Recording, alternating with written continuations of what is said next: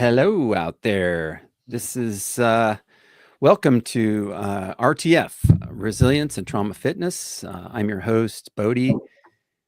We've got a guest, Rick, here today. And welcome, Rick. Welcome back. Yeah, welcome back. Yeah. Welcome back.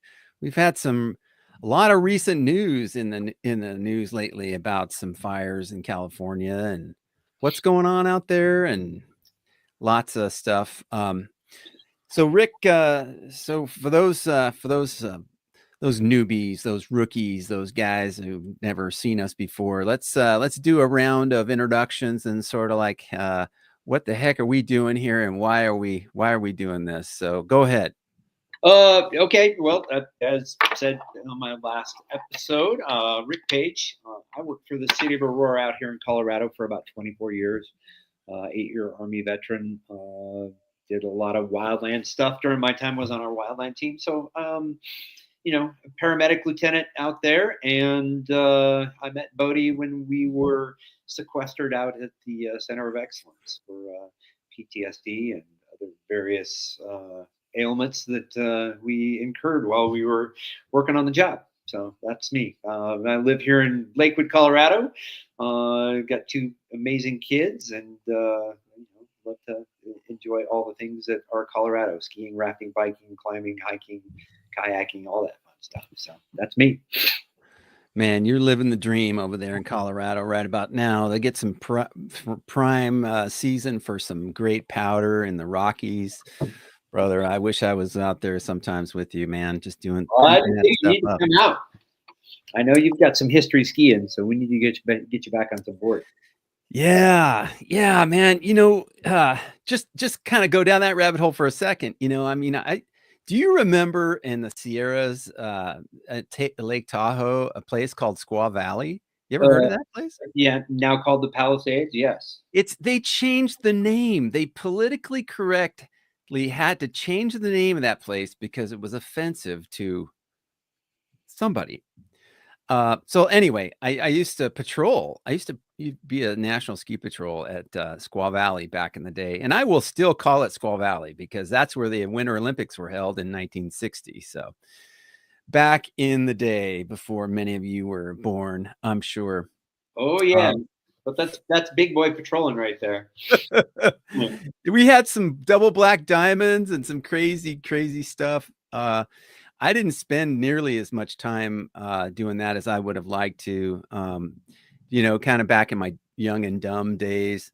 But I did. I was smart enough to get a great job with Henderson Fire, and and so yeah. Anyway, I ended up Henderson Fire Department, and we had a great career down there until you get hurt, and then your career's over, and there we go. But yeah, before Henderson, I was in wildland for 7 years and learned a lot, did helicopters, engine crews, hand crews, hot shots out of El Dorado National Forest up near Placerville. But that kind of full circle, really appreciate all the guys that are on the line down there and doing the wildland fire thing. Those guys and gals working are it's the firefighters know what they're doing. They know what needs to be done and they get it done.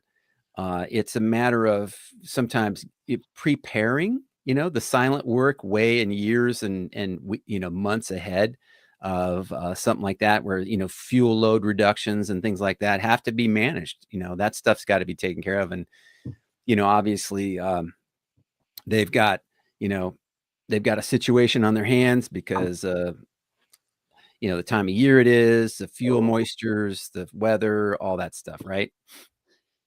Yep, and like most of the Cal Fire, all their hand crews and their seasonal people have already been sent home for the season, so they're struggling to bring people up. Cal Fire is kind of a different beast as well, as opposed to like Forest Service fires or the Fed fires that we've been on. They have a very robust system for addressing wildfires. Also, in the city and the urban interface environment, as well as their austere environments throughout California. So I've Yeah. been on a couple different Cal Fire fires, and there's some small differences out there as far as how they staff those things. But what the one thing I know after talking to some people that were at the Marshall Fire out here in Colorado, where we lost about 1,000 structures, about the same time of year, with high winds and small fires, but it kind of went building to building. So I know a lot of the structural guys running around in those Type 1 rigs are really scrambling and literally drinking from the fire hose, learning how to do that urban interface thing, because they're structure guys and that's what they're kind of accustomed to. I was lucky enough to dip my toes in uh, both areas of that world, both the structure side and the wildland side. So had a pretty good understanding, and I know the international has a pretty good trainer program for responding to the interface, and we did that. So I did the trainer for that thing, but that was an eye opener for me as far as when we went back and trained our guys, just how little they actually know about the urban interface stuff. So. Man, well said. So brother, I didn't know that you had done all that. That is really strong work. And when I got out of it, I mean, I was out of it by, like 1991. I mean, I had transitioned to structure, and Oh my department, was urban, totally structure. No, they didn't step foot anywhere. They wouldn't touch wildland with a 10-foot pole kind of thing. yeah, That right. was the mindset, because in our area, all the areas surrounding Las Vegas was federal land. Yep. So, and I mean, you're talking the Toyabe National Forest, BLM land, BLM and Forest Service have got that sewed up with their seasonal crews. Oh yeah. But the dry, well, I mean, the fuel is always dry in Nevada, but except for the 15 minutes after it rains. Right. But in the wintertime, it's mostly up in the mountains. It's going to be moisture up there. And, fuel moistures go way up, and, you don't really have to worry about that nearly as much. A lot of the stuff we got was lightning strike stuff. So around there, that was kind of that thing there. And it's surrounded by forest, Yep. forestry. And they changed that actually at the time. They expanded the Toyabe National Forest and all that stuff. But the point I'm trying to make is that down in when I worked in CDF, they had up north, we had a lot of stations out in the rural, but their crews would go home. But in the South, their crews would stay on longer, and they were more structure and wildland throughout the year Yep. because of this kind of phenomenon. And they've known, and I'm going to touch on this next about the Santa Ana winds. And let me just shout out just for a second, at least the way it used to be. Cal Fire used to be called CDF, and that's what I call it, CDF, right? But Cal Fire has had a reputation for being able to move more units, more resources, quicker and faster to an incident than any place, any other organization in the world. They're well known for that. But we started seeing the political correctness and sort of some of this. I would say even DEI kind of sort of the woke stuff start happening back in the 80s when I was there. And I won't go into particular detail on that, but no need to. But they are suffering because of it. I mean, these are good. Most of these people that I knew, and I'm sure that a lot of them that are there are really good firefighters, but they've sort of been handcuffed. And anyway, just as we're going to segue into some of this stuff that's going on in LA right now, anything else you want to add before we kind of move on? No, Cal Fire or California Department of Forestry, as it is now, is definitely a machine. They're a well-oiled machine as far as the logistics of campaign fires. Having been out on the Thomas Fire and the Dixie Fire, having seen that firsthand, they're well versed and very, very, very efficient in resource management and that. So, Yeah. Yeah. and as we, adjoin to national forests, so you see a lot of the green and the green trucks from Forest Service and white trucks from BLM. I know their staffing has really been reduced based on pay for their guys. Wow. They've really struggled. I mean, most uh, most forests out in California right now are staffing with cooperator engines. They have one or two stations that they're able to staff, and then they have unmanned stations. So in some of the high risk areas, they're staffing with cooperators, and it's costing a small fortune for them. Yeah. It's good for the cooperators because you get to get out. But it's there needs to be some changes federally. I don't be not a political, but federally as far as pay and benefits for those guys that go out, and it's pretty much it's turned into kind of a year-round job for those guys. So I really feel for the Fed side. Yeah. They have Okay. I'm managing staffing and assets and with budgets. So. Okay. Good point. Yeah. Really, really good guys. Well versed in the wildland arena. And Oh man. Very impressed with them. So. Oh man, there's some salty dogs, man, that know what they're doing, and they're very unassuming looking too, man. These guys look like string bean, and they are like built for endurance. Yep. Just amazing strength of these guys, the endurance they have. So shout out to all y'all who've ever done wildland, man. There is humility at the end of that career. I'll tell you what, it's a young man's sport for sure. It's a grind for sure. More than once, I have spent the night on the ground, many nights on the ground in the burns. But you touched on this a few minutes ago. Before we move on, tell our audience a little bit about those 1,000 structures and that response that you guys had, or part of in that, because that was a neighboring jurisdiction, wasn't it? That was it was a little bit of ways. It was up in Superior. Okay. Superior, which is it's probably about 35 to 45 minutes away. If we knew where we were going and Emergent. There were some great lessons learned. It was a December, really cold night. Humidities weren't down per se, but we did have one small start. But with 90-mile-an-hour winds pushing into light flash fuels, those 1 hour fuels, it really made progress quickly because those 1 hour fuels had been completely dried out. We had snow on the ground, but no moisture content within those 1 hour fuels. So it spread really fast and got into a bunch of structures. So then it became kind of a conflagration. Instead of a wildland urban interface problem, it turned into a structure to structure problem. And that's what we saw. And that's what we're seeing in Los Angeles right now. It gets into one structure from that urban interface, and then it runs a whole line of structure. So it becomes a structure problem as opposed to a wildland structure. Exactly. All those wind-driven fires, whether it be vegetation or whether it be fuels from houses, it becomes a huge problem. So that's what happened with the Marshall Fire, a small fire that started in two different places. What it sounded like. Okay. And it went through and ripped through and burned down hotel structures and single-family structures and multi-family structures. It was impressive to see the evacuation of people from such a congested area for population there. Because there's quite a few people that live up there, and they were able to get out. I think the loss of life was very minimal, maybe one. Okay. 2 people for 1,000 structures, and as fast as it went. So wow. And it's grass fire, isn't it right? Yeah, all those light 1 hour flashy fuels. So okay.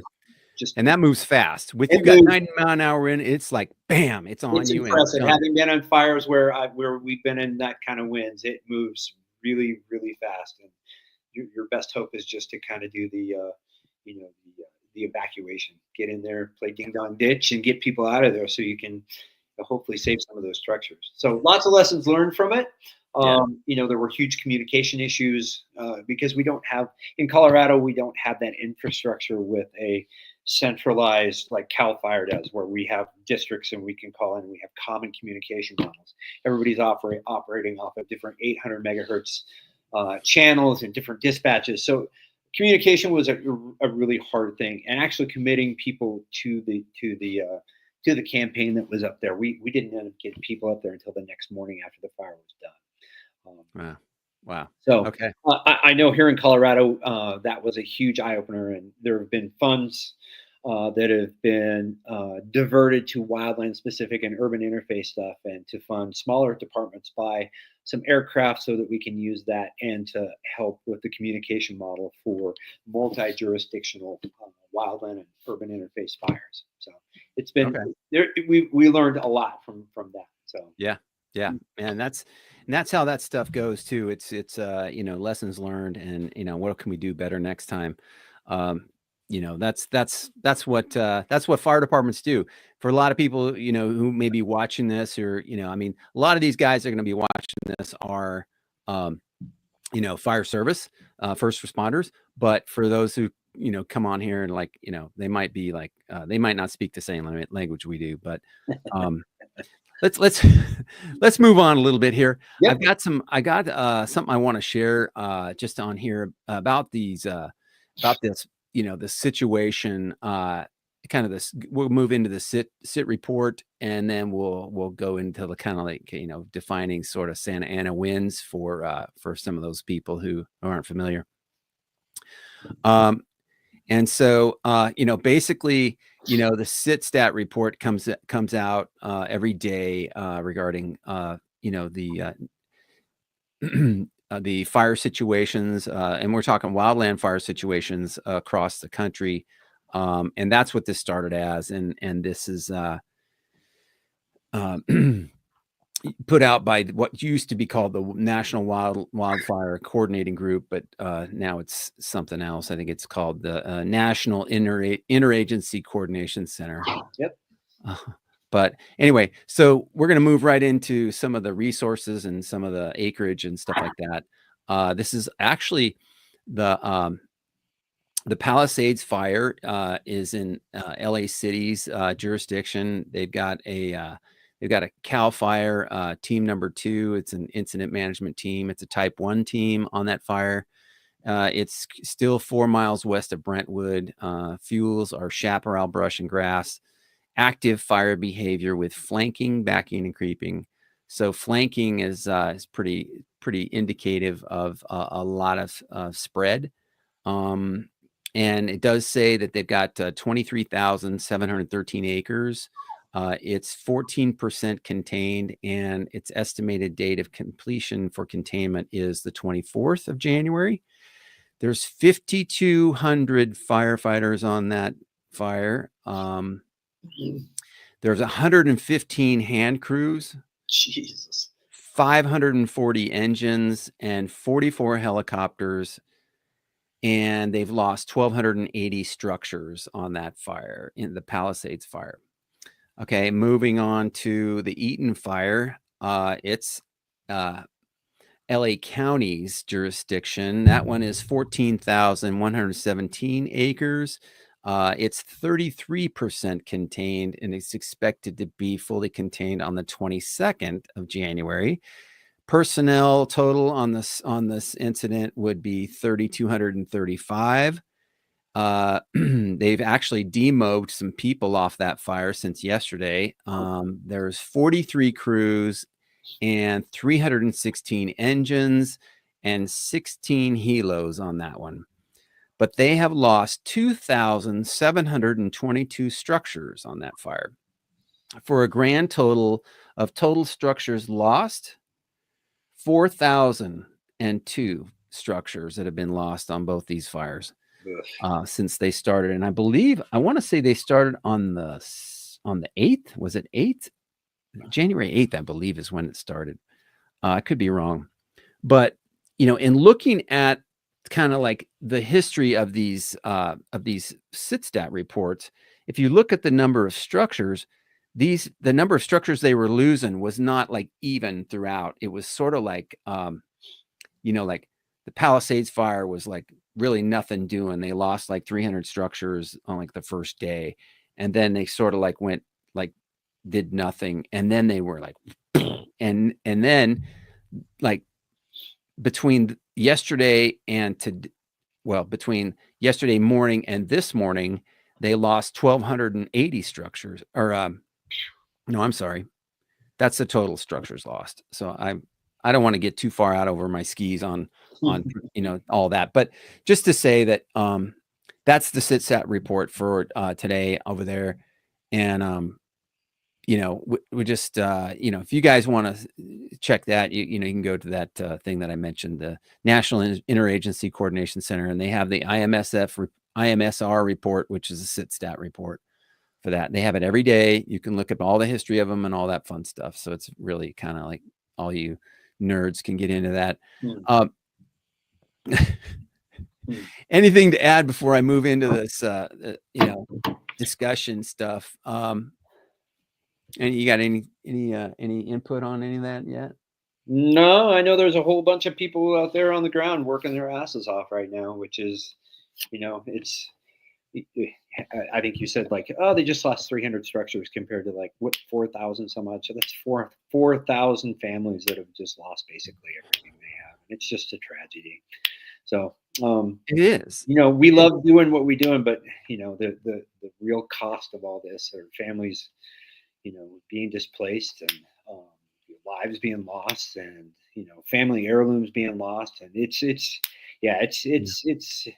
you get older in your career, you start kind of understanding that the excitement of going and putting fires out and working on fires, and that kind of fades away, and you start to understand. I'm sitting here in my home looking around. It's like if everything were gone, it would be quite the blow. Yeah. So, oh man.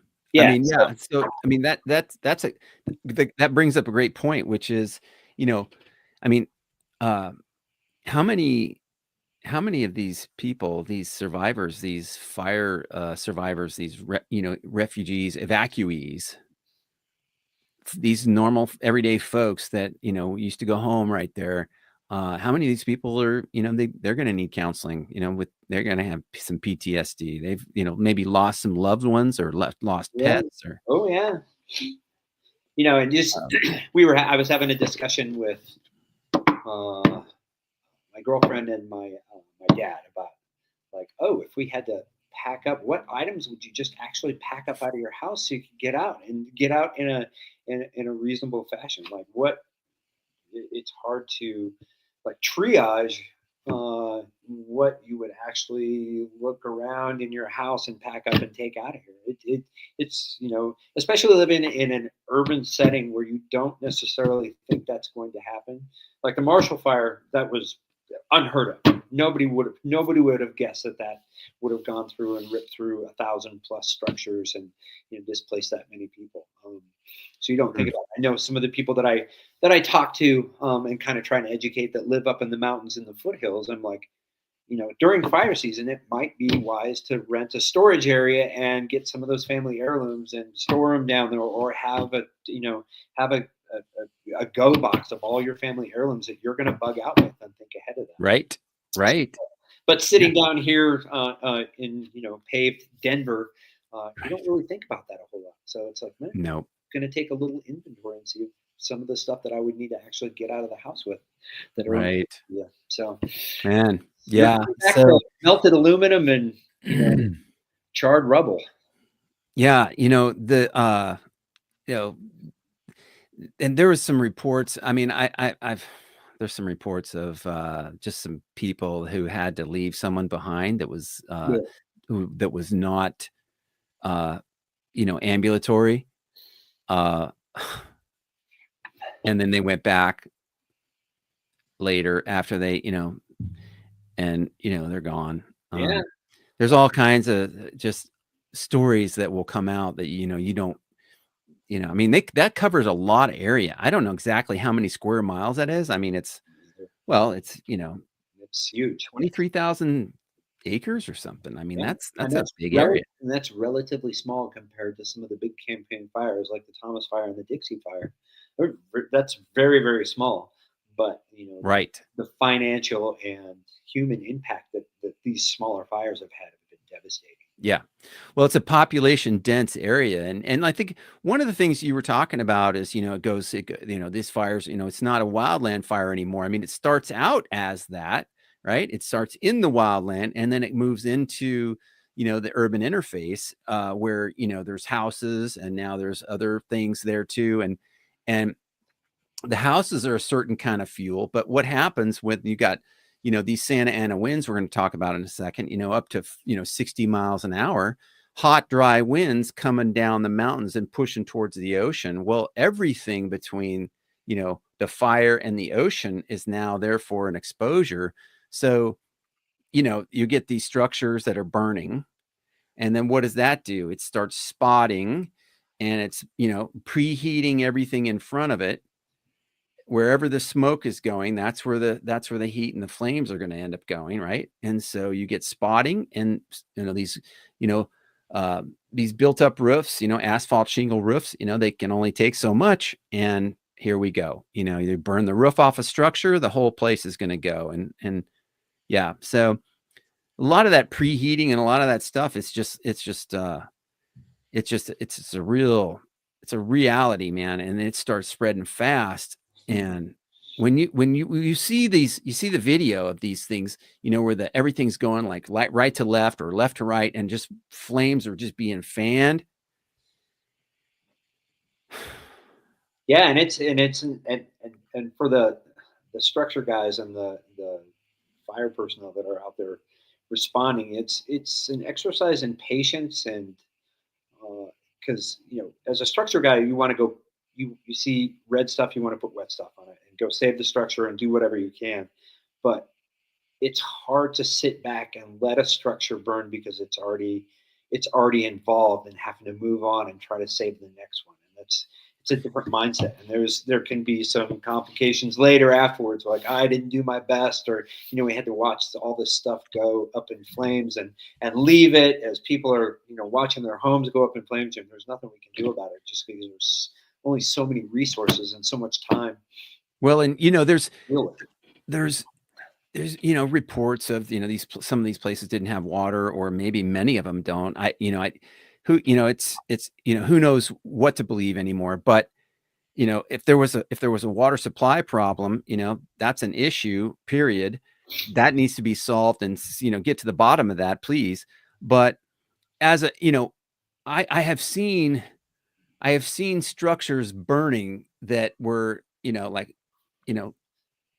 it's done, right? It's done. You've seen those where it's like we're consciously choosing to go defensive on this, and actually, if you're in a situation where you're conserving water, it's a no-go. We're not putting anything on this because we're conserving the water that we have, because every gallon of water, every gallon of water is valuable. I've hiked on Helitack crew and with 5 gallons of water on my back, and that is a ton of water if you can use it the right way. Yep. Right? If you judicious use of that water, it's a big deal.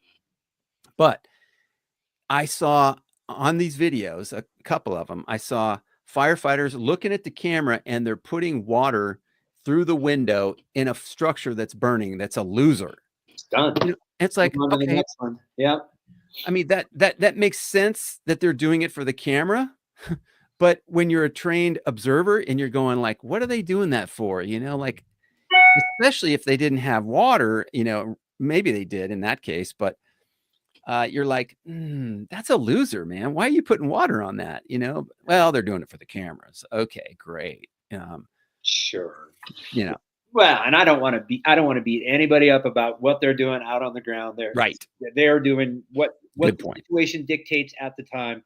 So, making good decisions, making sure that everybody goes home safe, making sure that the public is safe, and, doing their best to save what they can when they can. So it's, it's really easy to be. I know a lot of people get busy, doing the armchair quarterback about what they see on TV and, criticizing. There's no, people are out there working their asses off, doing the best they can. Yeah, they are making decisions based on their situation and their situational awareness. That's it. Yeah. I have mad respect for my brothers and sisters out there doing. Oh man, for sure. I was going to say, from Southern Nevada, I know that they had a strike, or not a strike team, a task force that went down to LA, and there was a total of 46 personnel and they had engines from Clark County, Vegas, and Henderson that went. But yeah, and they're doing a great job. I know those guys, and they're doing a great job down there. But let's kind of switch gears here for a second. Let's move into this, into kind of like talking about Santa Ana's, because I'm not sure everybody's real familiar with that, but I am. It's been a thing for ever since I don't know, the dawn of time, or since California, and since the mountains have been there, and the Great Basin. Let's look at this for a second here. I'm gonna share my screen, and give you a little tidbit of what we're going to be kind of looking at here. And so I don't know if, let's see if you can see this, but yeah, so this is, for those people who don't know, the Santa Ana winds are they gust up to 50 miles an hour and before sunrise in the mountains around LA. They're strong, dry winds that originate from the Great Basin and blow towards coastal California. Yep. Right. So they start out over here. I don't know if you can see that. Can you see my cursor there? No. Okay. Yeah. So they start out over here where the blue lines are. That's considered the Great Basin. The Great Basin is really huge, but it covers like the state of Nevada, and then they come from the east, and they come down towards the west, from the northeast down towards the southwest through the mountains. And by the time they get down where we're talking, it's hot and dry wind at this time of year. So if you have somebody who starts a fire or whatever, and however they were started, there you go. You're off to the races, and we've got a big problem. Yep. Yeah, we have the same thing out here in Colorado called Chinook winds. It's the same principle. We have those trending winds that go from the west towards the east, and then they pick up whatever moisture they can over the Great Salt Lake and the Great Salt Lake Basin and the desert, and then it hits the mountains, starts dumping off some of that moisture, and then goes over those hills, picks up density and temperature, and then picks up speed. And we see those typically in the springtime as things start warming up. Okay. And it's the same principle, just a different direction. So okay. And fern winds, you've heard, Chinook winds, Santa Ana winds, all kind of the same principle. And they're legit. And it's so, yeah, the kind of the elephant in the room here is that it's not a secret. It's not anything new, right? These winds have been around since the mountains have been there, I'm sure. And we built these cities like we did, and it is what it is. And you got to plan for disasters, if you can. I don't know. I'm just kind of like, so what I guess where I'm going with that is, water is a thing. And I don't know if you're familiar with this, but Southern Nevada has been dealing with water issues with the Colorado River for a long time. And, it's like, we're all like working here, living here, I'm not there now, but when I was there, we're like working there, we lived there, and we're like, yeah, there's a lot of houses being built here. There's a lot of dependency on just, putting a straw in the river and hoping that we've got enough water for all of us. They stopped putting sod, in people's yards back in the 90s.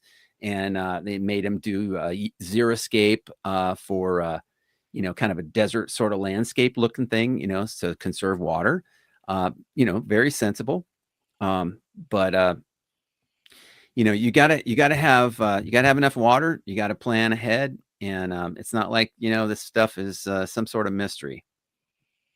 I guess. Yeah. That's where I'll go with it. I know it's not probably the most popular topic right now to talk about, but Water is a big deal because it all comes from here in Colorado and gets distributed through Nevada, Arizona, and California based on agreements that were drafted in the early 1900s. So yeah, it's water's a big deal, and especially when you're working in austere environments, water is a huge deal as far as making sure you have water in your tank and using it sparingly and conservatively. You know, and then when you're using some of your tactics like those bump and run and fire front following tactics in the urban interface arena, you know. Being able to have those quick turn times and conserving your water and letting the fire burn up to those structures and just knocking it down there instead of trying to like just lob huge gallons of water out into the abyss, with those anchor and hold techniques that you're seeing out there. Water is everything. Water is more valuable than gold. So even when there isn't a fire, water is boss. When I was on Hot Shots, we were there was the Wheeler fire up in Ojai, California, which is up. I think it's Ventura County. It's outside of Santa Barbara, and we had, we were fighting fire with. I mean, there was no water way up on the hillsides at these houses on these, right? Because they had water supply, but they weren't getting it up to there because there was so much demand for it down lower. Well, we end up, creating defensible space and creating this big space around these houses. So we were basically fighting fire with fire. And the way we do that is create the defensible space, put the brush and the fuel, 100 yards away from the house and create this big burn pile, that far away. And then we would light off and create, a blackened area between the house and this big pile. And then we would wait until the fire turned and came toward the house, and then it would come and burn that big pile, right? That we had, and then it would hit the pile of wood and all this fuel there, big flames, and then it would just disappear. It would be gone. Yep. And we were like, woohoo, here we are, we saved this structure, and nobody's there, right? But we had little thank you posters in the town when we were driving by, and so they were like, yeah, we love you firefighters, and you're just like, yeah, man, we did that. Cody, what year was that in Ojai? So in Ojai, that was 1985. The Wheeler fire in 1985, I believe it was like July or August. I don't know, I can't remember what month it was, but it was 1985. Because I was on the Eldorado Hot Shots that year, and that was a year I was young and dumb, and I went from CDF Hell Attack, thinking I was a prima donna and I could do anything, to a grunt on a hand crew like that, and I was like, and I was a super P, and the line of, you got the chainsaws and the swampers, and then you got the super Ps, and we were like the tip of the spear, baby. But and I wouldn't have had it any other way, right, man? You just want to be in the front.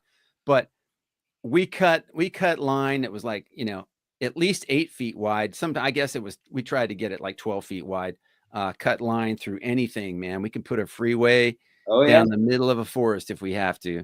Yeah. And then crazy, 30 years later, I was in Ojai on the Thomas fire. Is that right? Yeah. Was that where that was? Yeah. It blew through Ventura County, Santa Barbara County, all that. Okay. I mean, I spent 3 days up in Ojai. Oh man. Yeah.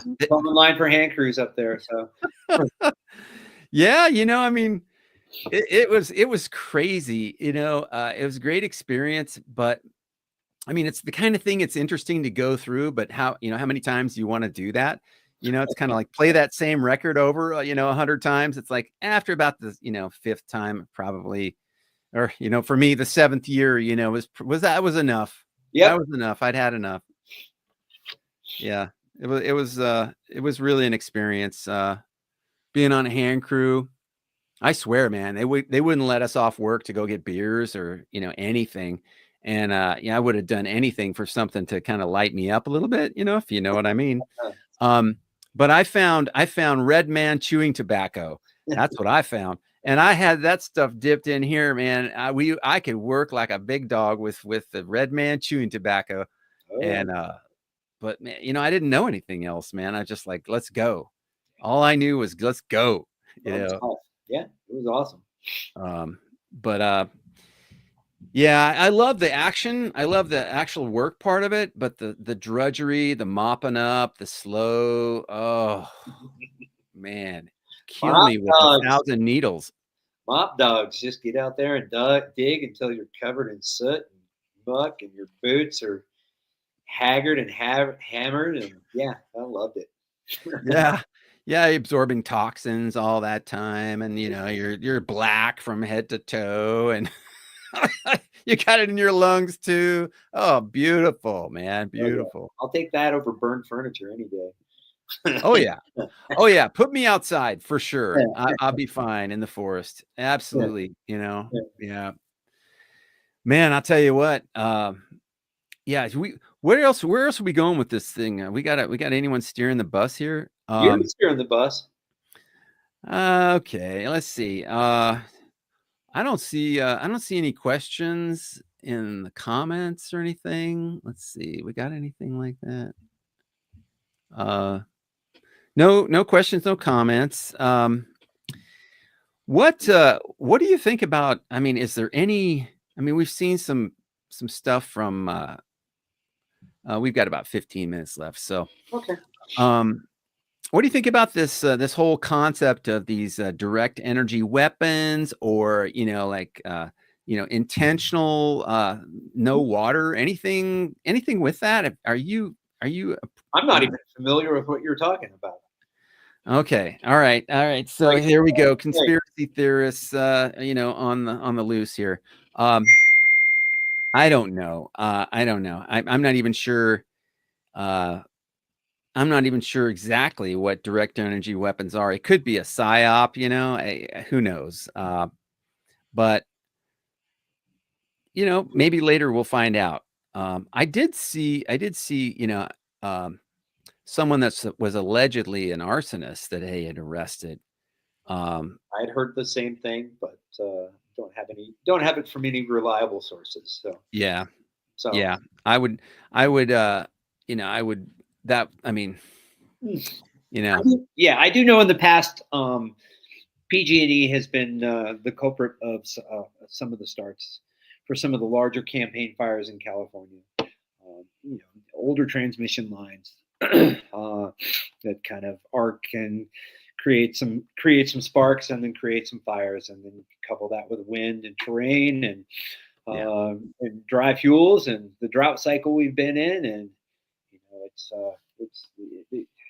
those sources of ignition come from a lot of different places. So there's we live in a world where there's no way that we can really avoid that. So yeah, yeah. It's a real thing, and yeah, the best we can do is just try to like be heads up on things that are problems, and let's let's yeah let's account for that. Let's account for this. Let's take care of all known risks, and then to try to prepare the best we can.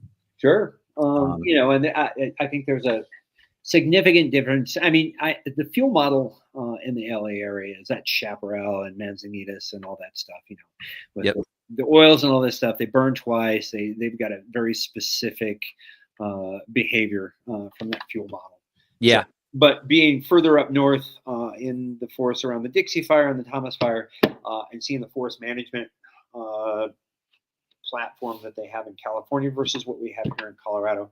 Now, that being said, we have a pretty robust forest management system out here with logging and that sort of stuff. We've still had some very large, significant fires, even with forest. Yeah. But there is a significant difference in the vegetation and how it's managed. Yeah. The forest that I've seen in California.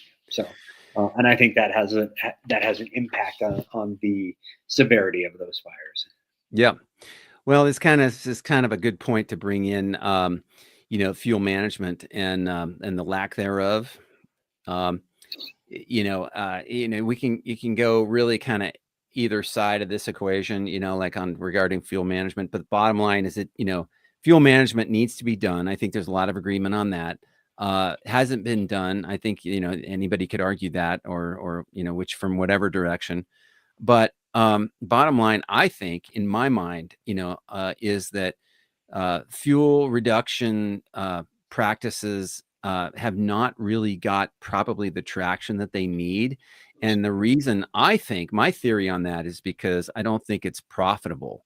I don't think there's a lot of profit in the uh, the unpopular, cost line item costs that costs, and the lack of public relations that you get out of something like that. And it's like, oh, we're going to go out and do some fuel reduction. It's like yawn, you know, um, but everybody wants to light you up when there's a fire and, oh, there's us, oh, it's, and the fuels hasn't been, managed and blah, blah, blah. Well, you can beat the drum all different kinds of ways. But I think at the end of the day, it's the reason it doesn't probably get done as much as people think it needs to get done. It's just really not very profitable. There's a cost to that. It's cost, and you got to find people to actually go out and do that fuel mitigation. We have a hard enough time finding people to staff federal rigs, fire rigs, suppression rigs. And just trying to find fuels crews to go out and mitigate and do those sort of things. And we had a hard time within our city, just within our Parks and Rec division, trying to mitigate some of those green belts and mitigate some of those fuels in there. There's only so much time and so much budget to do those sort of things. Right. It's a huge line cost item to be able to do that. So. Man, wow. Yeah, we've covered quite a bit here. I think one thing we definitely need to do here is I think we need to give a shout out to our brothers and the sisters over there at the COE. That I think that we need to kind of acknowledge that they're a big part of I know they're a big part of a lot of people's recovery. A lot of firefighters have been there. And for those of you who are interested, we've got a link in the show notes to the IFF Recovery Center, which is the only one of its kind in the country. Still, it's on the East Coast in Maryland, and I would just say that. Go ahead, Rick. With our West Coast affiliate open this spring. It should be up and operational. I'm thinking by April. So for all our West Coast people, kind of reduce some travel time and increase the number of beds. I think we're going to double the amount of beds that we're going to have to be able to treat our fellow firefighters for PTSD and for mental health and for substance abuse. So and it's huge, and it is the go-to place for they understand us. The people that go there have common vernacular so that we can talk to each other and support each other. So it's I always try to do my little education spiel on the benefits of going to the COE instead of just if you're struggling, that's a place you need to go. Bingo. Send your people there. That's where they're going to get the best care. I'll kind of it's been pointed out to me before that that's not the only place, and we send our people to this place, and I hear that, and I'm like, okay, if that works for you, then great. Works for your people, great. The reason why I put them in the show notes here and is because I have experienced that. I know personally what it's like to go and be around other firefighters, to live in proximity with them when these are people who are interested in getting help, and to kind of live on a daily basis. You have a day room, you have situations where, you find yourself just like at the firehouse. You want to speak to that for a second? Yeah, it makes people very comfortable so that you can get busy with the business of fixing yourself. Actually taking the time to dive into intensive therapy and treatment modalities to include EMDR, trauma workshops, and that peer support that you get. There's a certain comfort that you get from comfortable surroundings that are very similar to the firehouse. Um, Misery loves company, right? So you get a bunch of guys, a bunch of dysfunctional firefighters that are struggling with some mental health aspects, and there's a synergistic uh, movement that goes on there. There's a lot Yeah. of stuff. So Yeah. it's really incredible. So I have seen guys come in and they look like they were frozen like a block of ice, man. Like nothing's gonna touch me, man. I don't know what the hell's wrong with you all. And then then they just soften up after a little bit and just sort of like the ice breaks and hey, they come, and it can be a life changer. it It can be a really can. lifesaver It for a really lot of can. people. It saved their lives. I'm one of those. 100%. Without a doubt, it saved my life. So Amen, brother. I am so thankful that you're here and that I met you, and agreed. we get to go through some of this stuff together. Shout out to the staff there at the COE, and shout out to Mark Radigan, who was there, who is now on the West Coast trying to lead the charge to get that center up and going this spring. Mark, if you ever see this, thank you for what you've done for many of us, hundreds or thousands of us. Um, you do strong work, and we really appreciate you. Yep. Um, Did you happen to hear about? You remember Robin from? She was the counselor that did the guided meditations. please mention that. So her house had burned down. So it's just another example of nobody's immune to disaster. So one of the wonderful counselors out at the Center of Excellence there, but her house had burned down. So anybody that's been to the COE and knows her, I know there are some links out there on some Facebook pages on how to help her out, because I know she lost everything. Again, we talked about all these other people out in Los Angeles that are losing everything. So this one's near and dear to the heart because she did a lot of good for a lot of people. Yeah. So Yeah. Let me do this. Let me get some of that information regarding the address of the COE and her like how they want or how they would prefer uh cards or gifts or whatever to go to the yep, COE.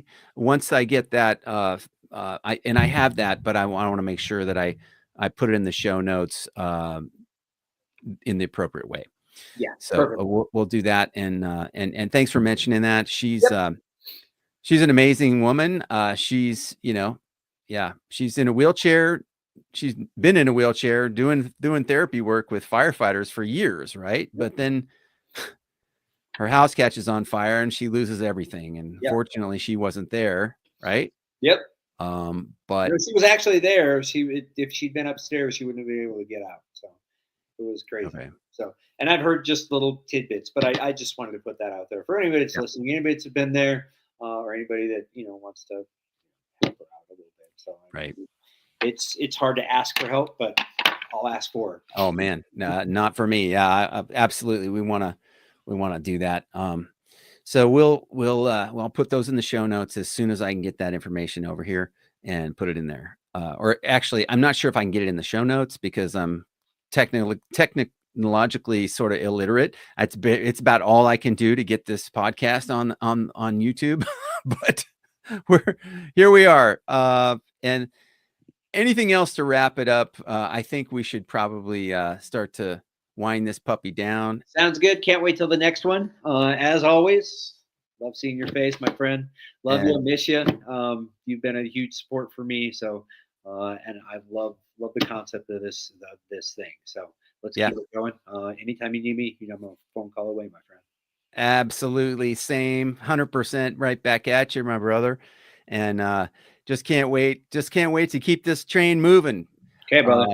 So let's do that. Let's keep in touch, and we're gonna do this again soon. Maybe you'll see both of us on a regular basis. Hopefully, we'll see. We'll see. All right.